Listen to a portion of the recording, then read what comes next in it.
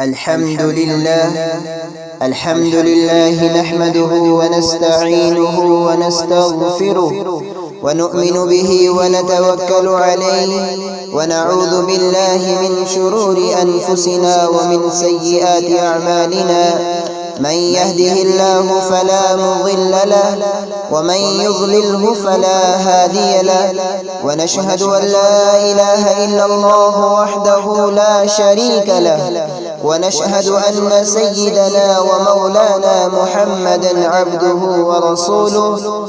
أما بعد، فيا أيها الناس إن لكم معالم فانتهوا إلى معالمكم، وإن لكم نهاية فانتهوا إلى نهايتكم.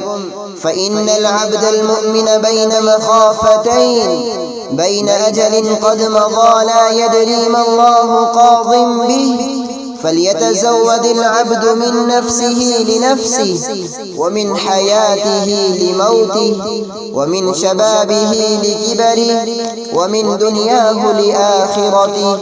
فإن الدنيا خلقت لكم وإنكم خلقتم للآخرة. فوالذي نفسي بيده ما بعد الموت من مستعتب ولا بعد الدنيا دار إلى الجنة أو النار. أعوذ بالله من الشيطان الرجيم. وإذا سألك عبادي عني فإني قريب أجيب دعوة الداعي إذا دعاني فليستجيبوا لي وليؤمنوا بي لعلهم يرشدون. أقول قولي هذا وأستغفر الله لي ولكم أجمعين.